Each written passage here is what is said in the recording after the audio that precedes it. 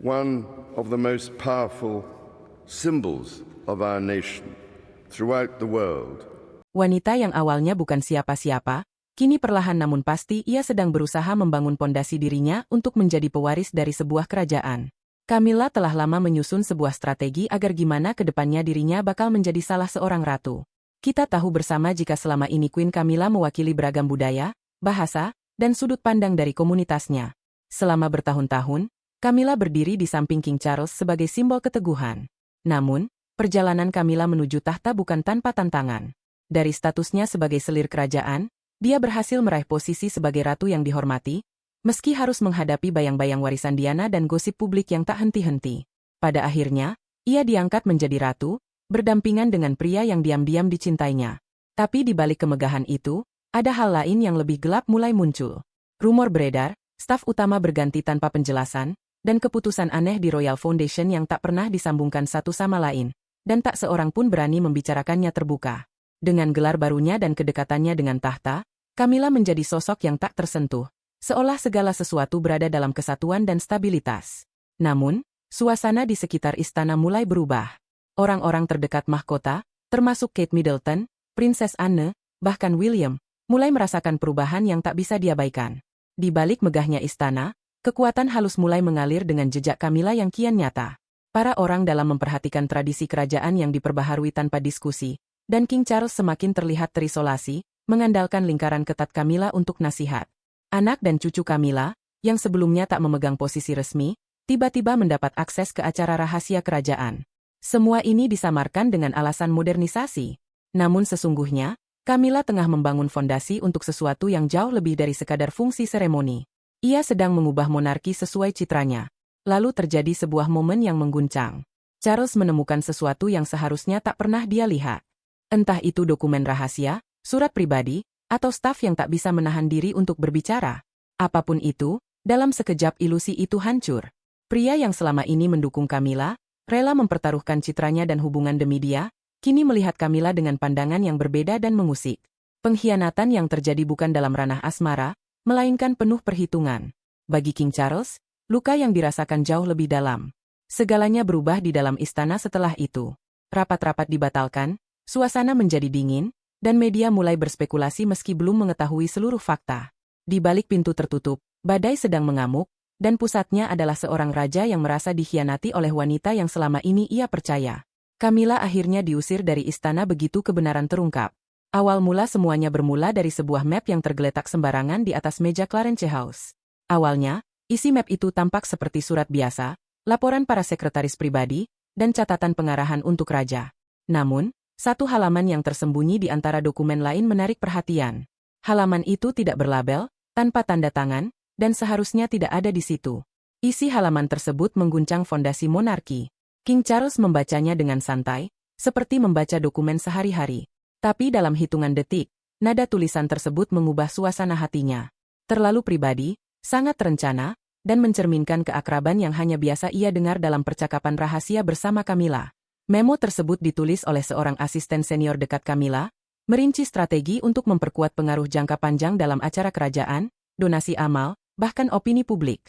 Yang paling mengejutkan bukan isinya, melainkan bahasa, referensi, dan kode di dalamnya, yang sangat mirip dengan percakapan intim Charles dan Camilla. Tangannya membeku, perasaan sesak menyeruak di dadanya. King Charles terus membaca isi dokumen itu berulang kali, dengan setiap bacaan semakin membawanya pada gelombang keterkejutan baru. Surat tersebut mengungkapkan rencana mempertahankan warisan keluarga Camilla dalam institusi kerajaan, mempromosikan anggota-anggota tanpa garis keturunan langsung ke posisi patronase budaya besar, serta perlahan-lahan melemahkan figur-figur warisan lain. Bahasa dalam dokumen tersebut menyiratkan kampanye terselubung melawan Kate, William, bahkan Princess Anne. Tujuan lebih dari sekadar mempertahankan kekuasaan. Ini adalah upaya membentuk masa depan monarki berdasarkan garis keturunan Camilla, bukan Charles. Namun, folder tersebut masih menyimpan lebih banyak rahasia. Terdapat transkrip diskusi pribadi, catatan yang jelas berasal dari seseorang yang sangat mengenal interaksi sensitif Camilla. Ada email, ringkasan panggilan telepon, hingga sebuah komunikasi langsung dari seorang aristokrat tinggi yang memuji Camilla atas dukungannya dalam menunda inisiatif pendidikan baru Putri Wales. Proyek tersebut adalah impian besar Kate selama lebih dari setahun, namun terus tertahan dengan alasan anggaran. Ia sebelumnya mengabaikan gosip istana sebagai bagian dari kehidupan kerajaan yang tak terhindarkan. Namun kali ini berbeda. Ini disengaja, dan sangat personal. Wanita di sisinya secara halus merusak fondasi kekuasaannya, kesatuan, penyembuhan, dan kesinambungan. Pada awalnya, Charles tak mengungkapkan apapun, baik pada asisten maupun Camilla. Ia hanya menjadi sunyi. Camilla pun memperhatikan dan bertanya apakah dia sedang sakit. Ia memberi alasan sambil lebih sering menyendiri di ruang kerjanya, namun pikirannya terus berputar.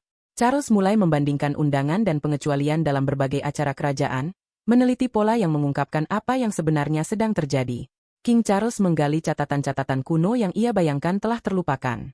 Lalu, ia melakukan sesuatu yang tak terduga banyak orang. Secara diam-diam menemui para pegawai kerajaan yang telah dipindahkan, dialihkan tugasnya, atau pensiun tanpa alasan jelas. Satu persatu, mereka menguatkan kecurigaannya. Seorang mantan penasihat pers menyatakan, "Yang mulia, kami diberitahu untuk tidak menentangnya. Beberapa dari kami pergi karena tak kuat lagi menghadapi pengaruhnya." Tembok kebohongan pun runtuh.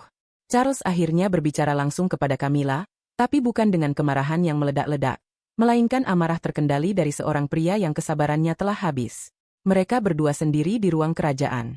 Tidak ada pembantu. Tidak ada pembesar istana. Hanya suami dan istri, raja dan ratu. "Selama ini kamu sudah bermain-main denganku," ujarnya sambil menggenggam dokumen di tangannya. Wajah Camilla berubah pucat. Beberapa saat ia terdiam, menatap seolah mempertanyakan bagian mana dari rencana itu yang sudah terungkap. Namun keheningan itulah yang menjadi jawaban pasti baginya. "Apalagi yang ada, Camilla? Apalagi yang kamu lakukan di belakangku?" tanyanya lagi. Camilla coba mengalihkan dengan menyalahkan staf yang berlebihan, membantah isi dokumen, bahkan mempertanyakan keabsahan catatan tersebut. Namun Charles sudah cukup tahu. Kebohongan itu tak lagi mulus. Ilusi telah pecah. Ia tidak berteriak, tidak menuduh pengkhianatan, dan tidak mengusir Camilla malam itu juga. Sebaliknya, ia memberikan satu perintah tegas sebelum meninggalkan ruangan. "Mulai sekarang, kamu tidak melakukan apapun tanpa persetujuanku." Ratu yang dulu sangat berpengaruh di tahta itu kini kehilangan kekuasaannya. Keheningan setelah itu terus menguat, menandai persiapan istana menghadapi konsekuensi yang tak terduga, kecuali bagi mereka yang sejak awal sudah memperingatkan raja.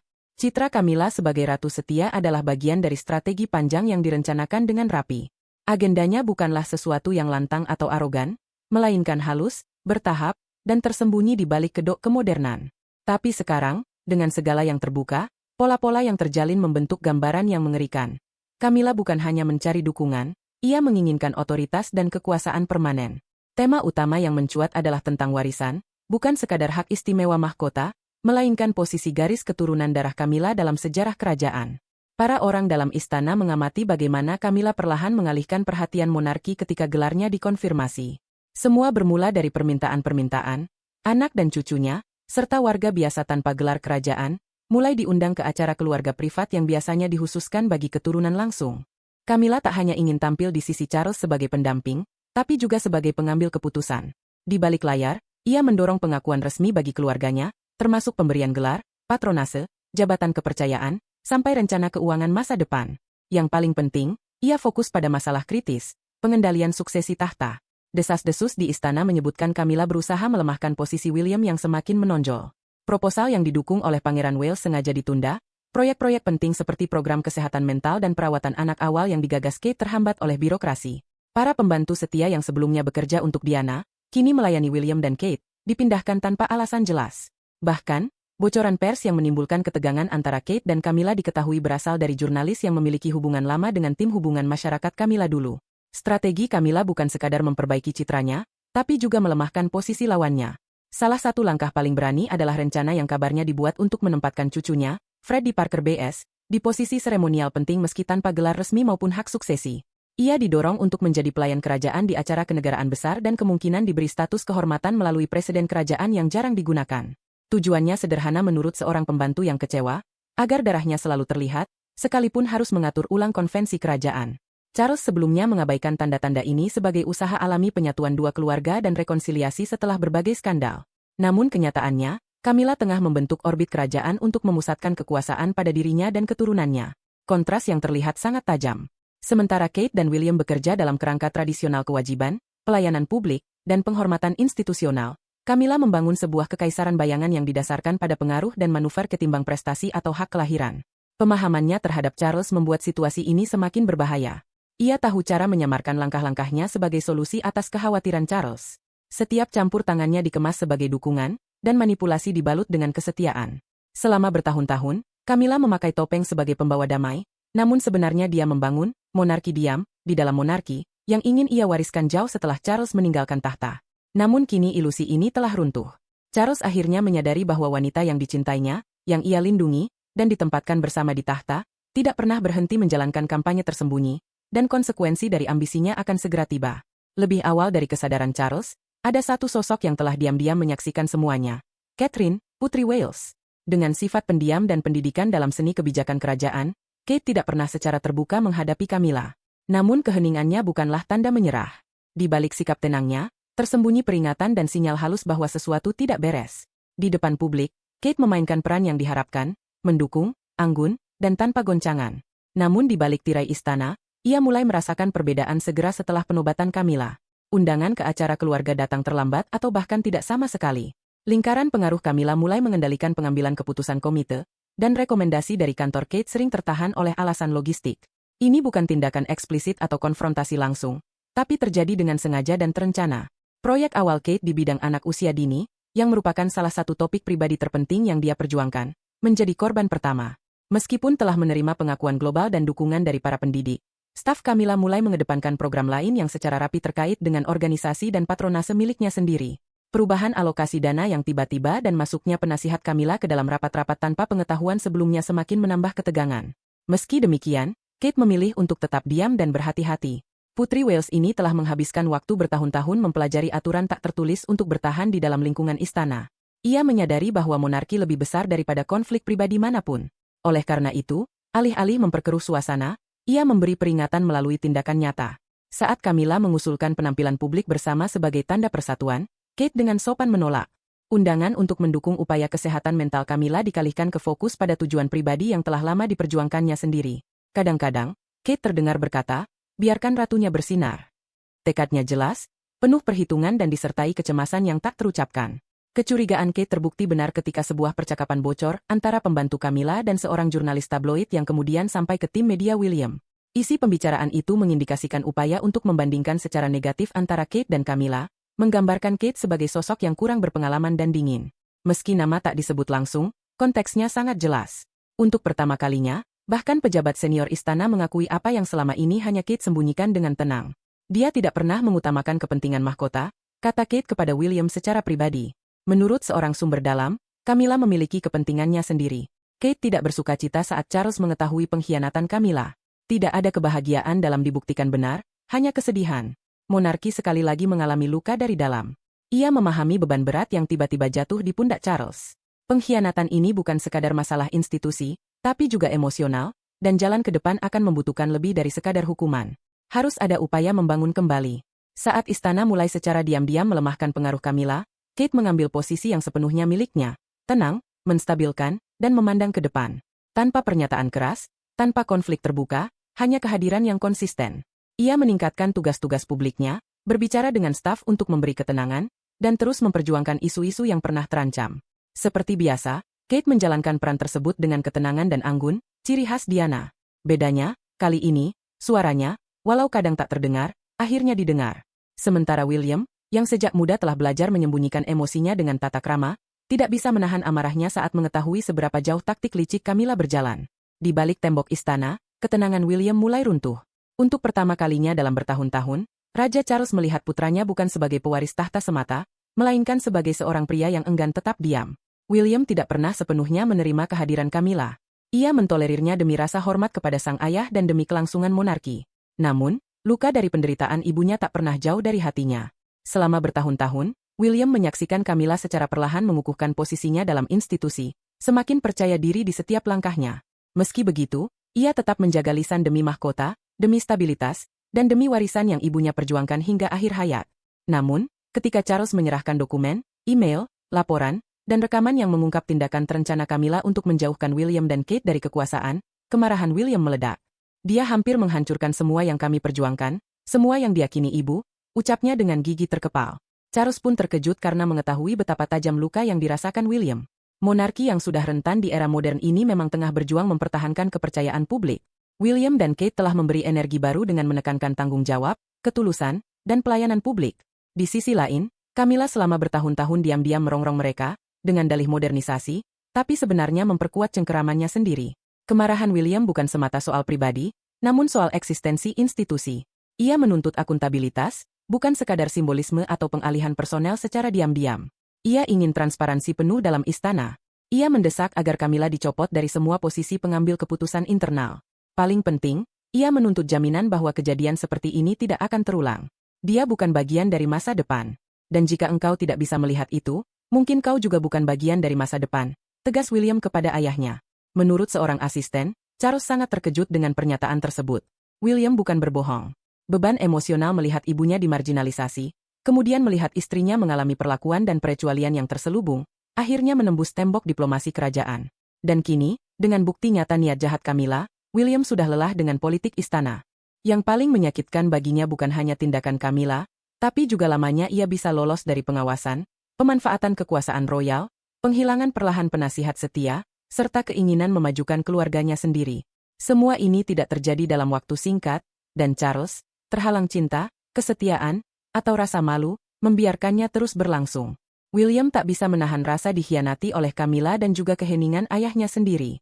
Meski demikian, William tetap menjaga wibawa dan ketenangannya di hadapan orang lain. William menyadari risiko yang dihadapi. Publik tidak boleh mengetahui seluruh kebenaran. Mahkota memerlukan kesatuan di permukaan meskipun bentrokan telah terjadi di balik layar. Oleh karena itu, William melakukan apa yang seharusnya ia lakukan. Menyembunyikan amarahnya di balik pintu tertutup, sambil menegaskan bahwa keadaan tidak akan pernah sama lagi. Ia meningkatkan profil dirinya, memperkuat tim, dan melindungi Kate dari gangguan lebih lanjut. Camilla, yang telah kehilangan kendali operasional, tetap tampil di depan publik namun sebenarnya tak berdaya. Sementara itu, William bukan lagi pewaris sabar yang menunggu waktu. Ia kini menjadi pelindung masa depan, dan kali ini, ia tidak akan membiarkan sejarah terulang kembali. Sang penegak sunyi monarki, dikenal tegas, efisien, dan sangat setia pada institusi mahkota, bukan pada individu atau emosi. Anne menempatkan tugas di atas segala perasaan pribadi. Bahkan ia tak bisa menutup mata terhadap kemerosotan yang telah merembes ke jantung istana, kemerosotan yang kini mewakili nama Camilla. Ketika Charles mulai mengungkapkan penemuan-penemuannya kepada Anne, ia mengharapkan kritik atau bahkan keheningan. Kedua saudara ini sebelumnya sering berseteru, terutama soal dominasi Camilla. Anne memang sudah lama meragukan posisi Camilla yang semakin mencuat di sorotan istana, menganggapnya sebagai penyimpangan tradisi dan kerumitan tak perlu bagi monarki. Namun demi rasa hormat pada Charles dan demi menjaga citra, ia memilih diam. Namun kini, saat Charles baru mulai mengungkap temuan, Anne memotong pembicaraan dengan nada dingin dan tegas. Kau membiarkannya melangkah terlalu jauh, dan sekarang seluruh rumah sedang runtuh. Kata-kata Anne bukan sekadar ungkapan ketidakpuasan, melainkan sebuah vonis. Anne yang jarang menunjukkan emosi, kali ini kalimatnya menancap lebih dalam daripada ledakan kata-kata manapun. Ia memandang perilaku Camilla bukan hanya sebagai pengkhianatan terhadap Charles, tetapi juga terhadap monarki itu sendiri.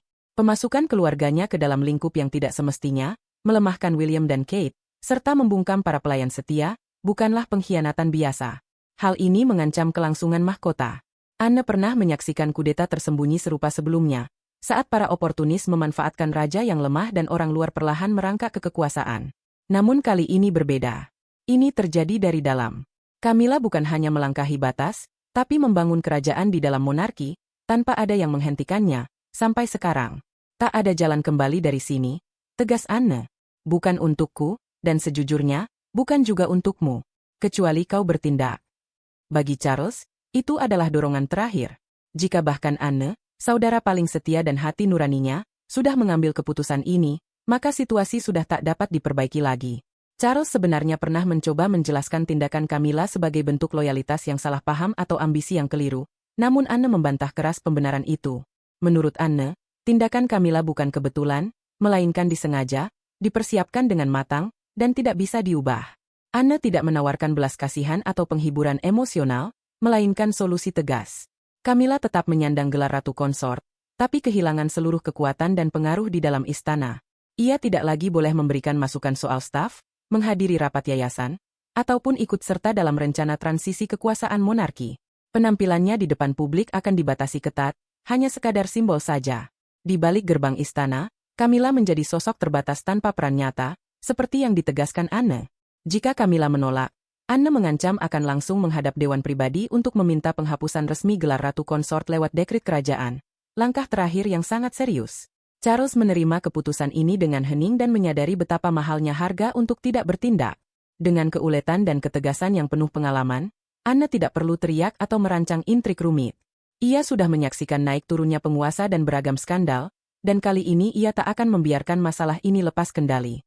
Camilla telah melangkah duluan, kini mahkota melakukan gerakan balasan, dan Anne menjadi penjaga agar keputusan itu ditegakkan.